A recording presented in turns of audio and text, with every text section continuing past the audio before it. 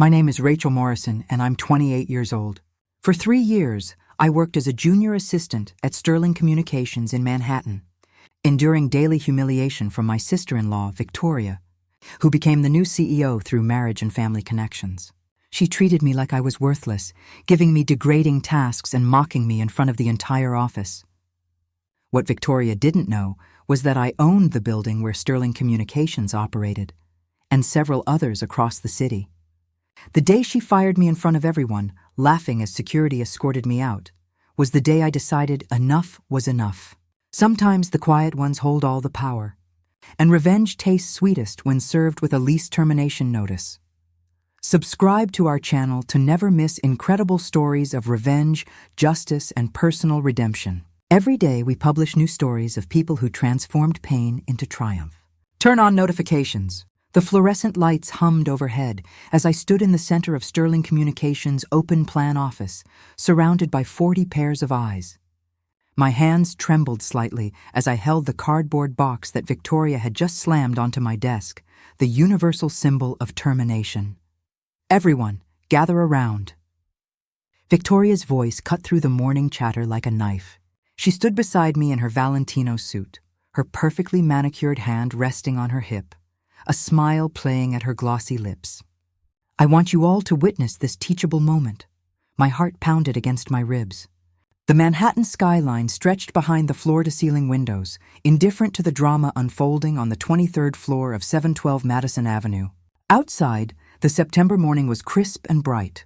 Inside, the air conditioning made goosebumps rise on my arms, or maybe that was just the humiliation. "Rachel Morrison has been with us for 3 years," Victoria continued, her voice dripping with false sweetness. 3 years of mediocrity, of missed deadlines, of work that, frankly, an intern could do better.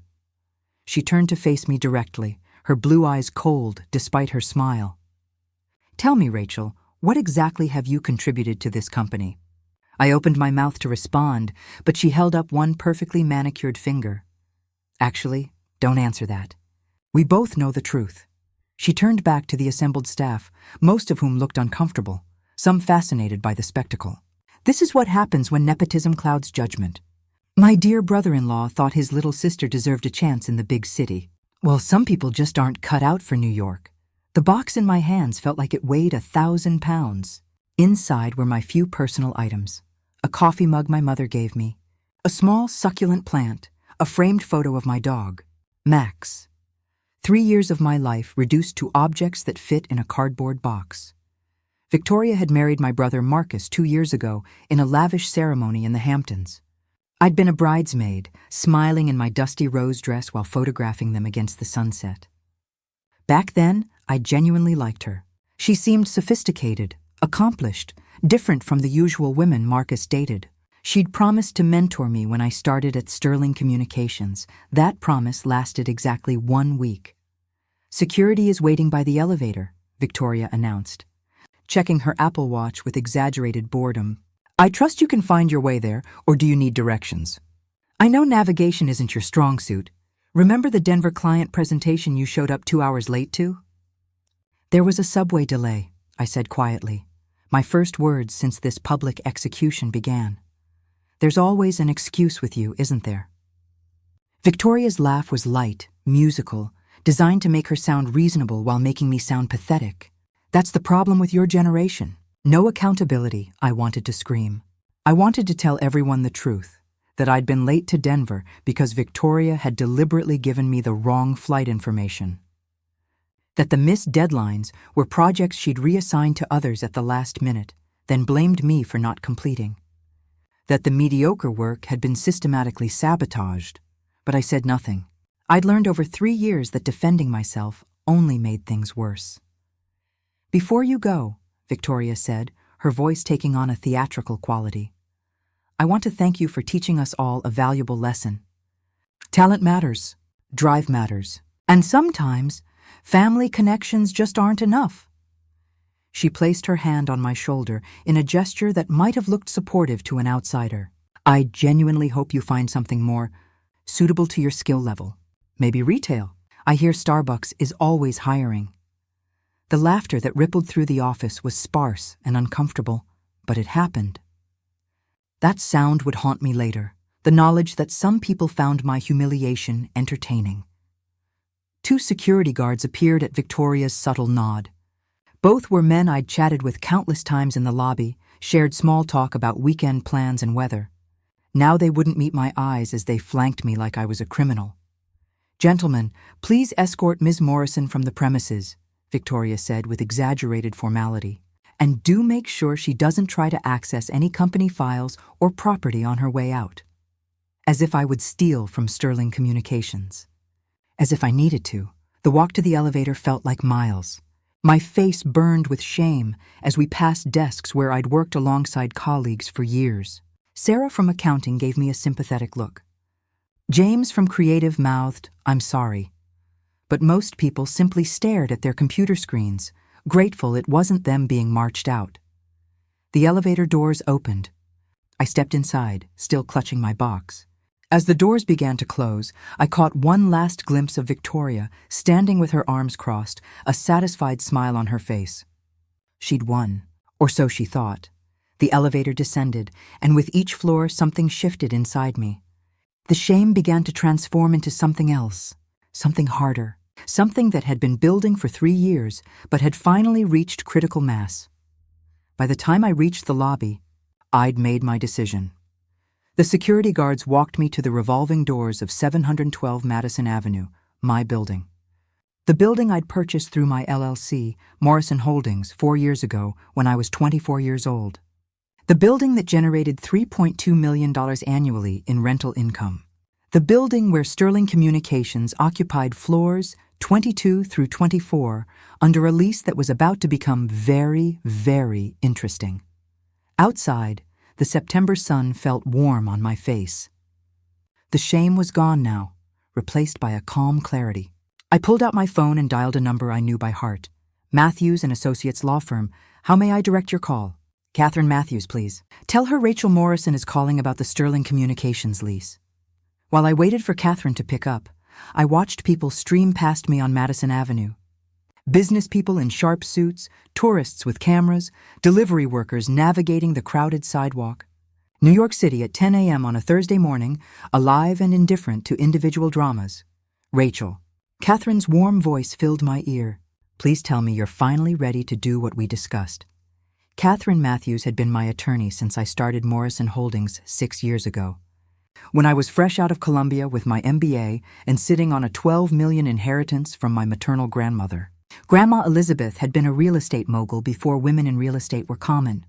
And she'd left everything to me with one instruction: build something that lasts. "I'm ready," I said, watching the revolving doors of my building spin. "Initiate the lease termination clause. Sterling Communications has 60 days. "About time," Catherine said, and I could hear the satisfaction in her voice. "That woman has been terrorizing you for years. I'll have the paperwork drawn up by end of day." "But Rachel, are you sure? Your brother—" "Marcus made his choice when he married her," I said, surprised by how steady my voice sounded. "And he made it again every time he stood by while she treated me like garbage. I'm done protecting people who won't protect me." After hanging up with Catherine, I called my property manager, David Chen, who handled day-to-day operations for all 7 buildings in my portfolio. "David, it's Rachel. I need you to personally deliver the lease termination notice to Sterling Communications tomorrow morning. Hand it directly to Victoria Sterling, the CEO. And David, I want to be there when you do it." "Gladly," David said, and I could hear the grin in his voice. He'd fielded enough complaints from Victoria over the years, demanding upgrades she wasn't entitled to, trying to negotiate rent reductions, treating the building staff like servants. What time? 9 a.m., their morning meeting. Make it public, just like she did with me.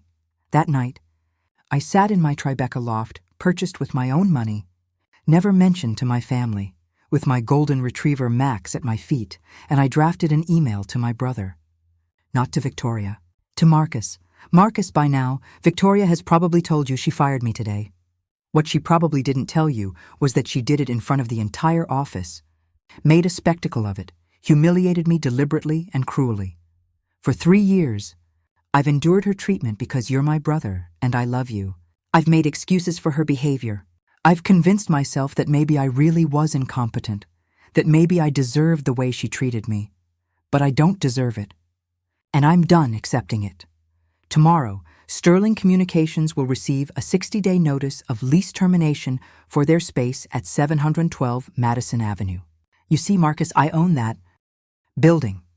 I own it through Morrison Holdings, the company Grandma Elizabeth's inheritance allowed me to start. The same inheritance you told me I'd probably waste on shoes and brunches. I own 6 other buildings in Manhattan.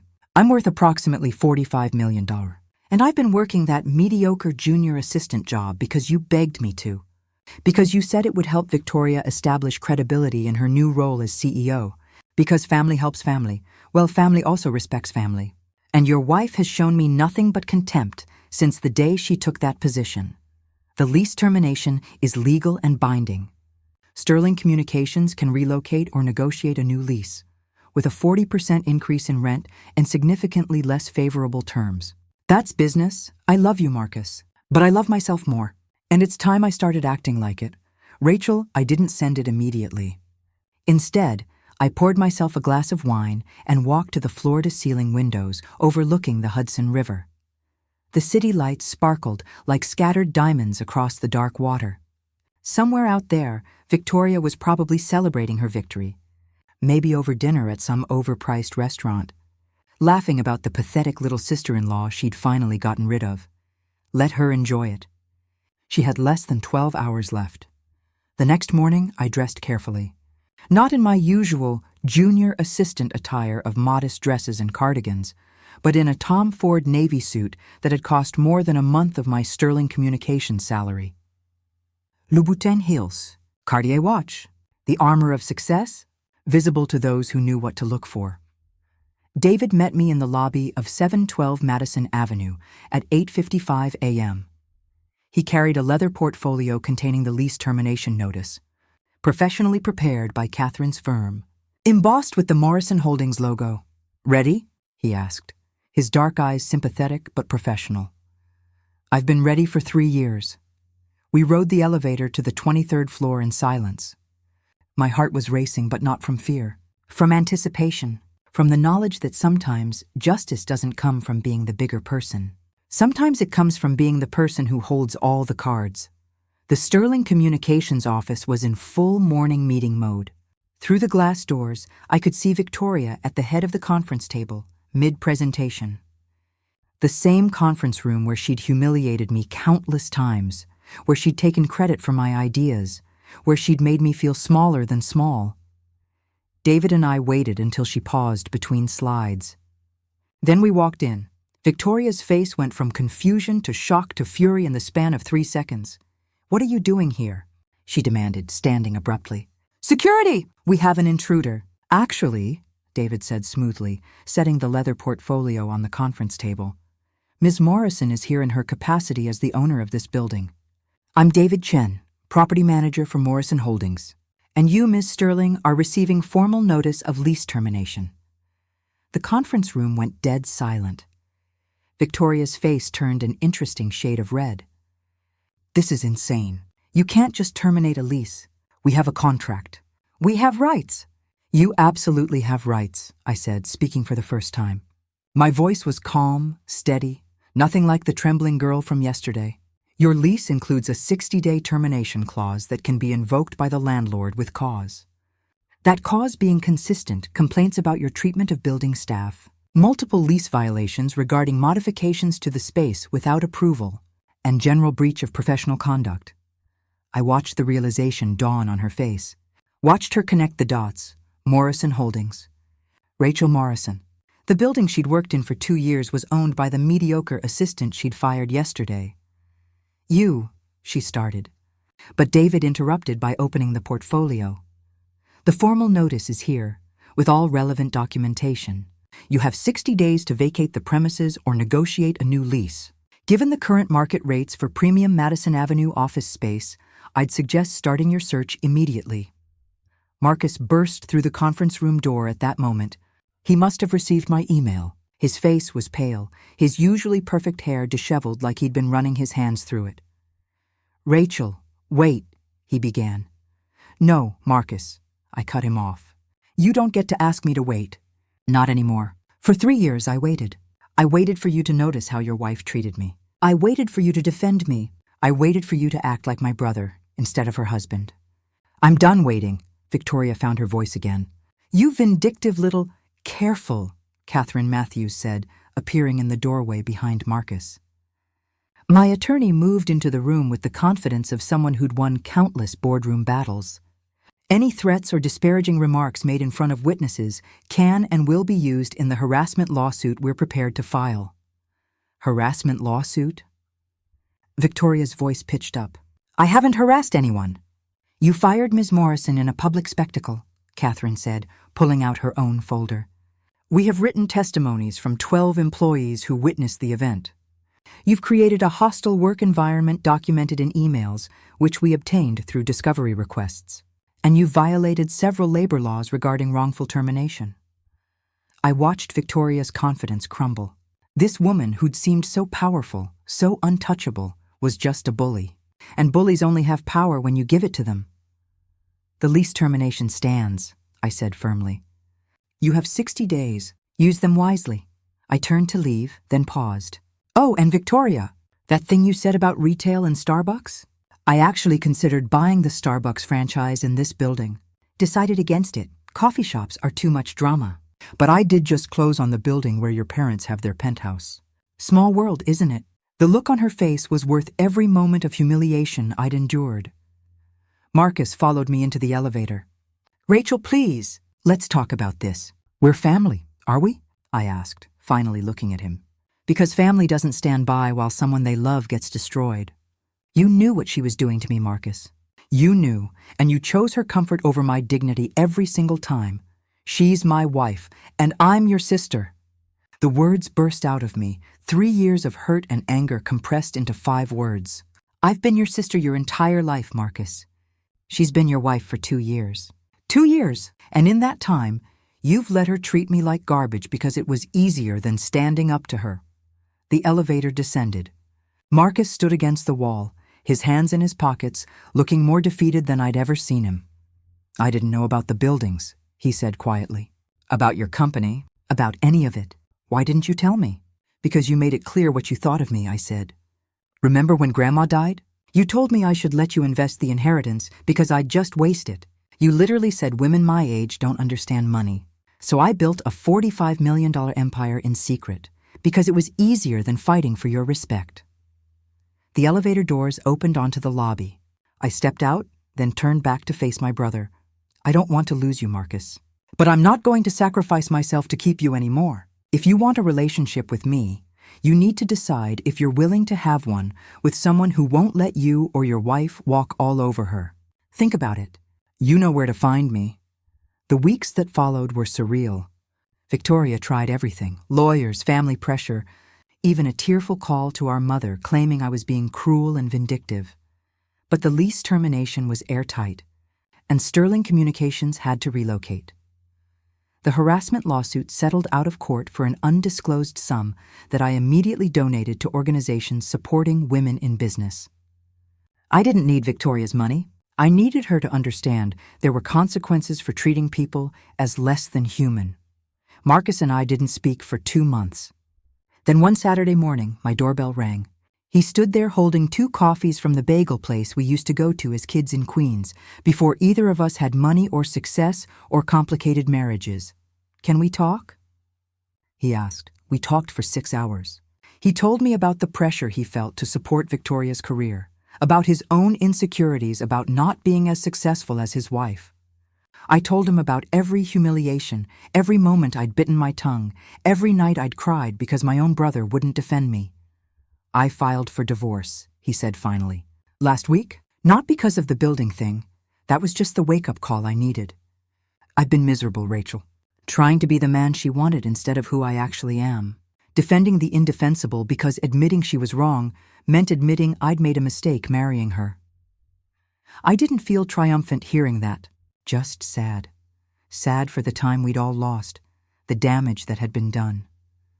I'm sorry, Marcus said, and this time, I believed him. I'm sorry for every time I should have stood up for you and didn't. I'm sorry for making you feel like you had to hide your success from your own family. I'm sorry for being a terrible brother. You weren't terrible, I said. Just human, flawed, like all of us. 6 months after Victoria's public humiliation of me, Sterling Communications filed for bankruptcy. Turns out the company had been hemorrhaging money for months, covering losses with creative accounting. Victoria's firing spree, she'd terminated 15 employees in the weeks after I left, had been a desperate attempt to cut costs, not a power play. She sent me one. Email after everything fell apart. You destroyed my life. I didn't respond. Because I hadn't destroyed anything. I'd just stopped allowing her to destroy mine. Today, I still own 7 buildings in Manhattan. Morrison Holdings continues to grow, and I've started mentoring young women in real estate investment. My relationship with Marcus is healing slowly, built on honesty instead of obligation, and every morning, when I walk past 712 Madison Avenue, now home to a thriving tech startup run by a woman CEO who treats her employees with respect, I remember the girl who stood in that lobby clutching a cardboard box. Burning with shame, she deserved better, and she finally demanded it. What would you do in my place? Have you ever been underestimated by someone who had no idea what you were capable of? Subscribe to our channel for more stories of people who turned their pain into power, their humiliation into strength. Hit the notification bell. You won't want to miss what happens when the underestimated rise up. Because here's what I learned. Success isn't about proving people wrong. It's about proving yourself right. It's about knowing your worth even when others refuse to see it. And sometimes, the sweetest victory isn't revenge. It's simply refusing to accept less than you deserve. My name is Rachel Morrison. I'm 28 years old, and I own the building.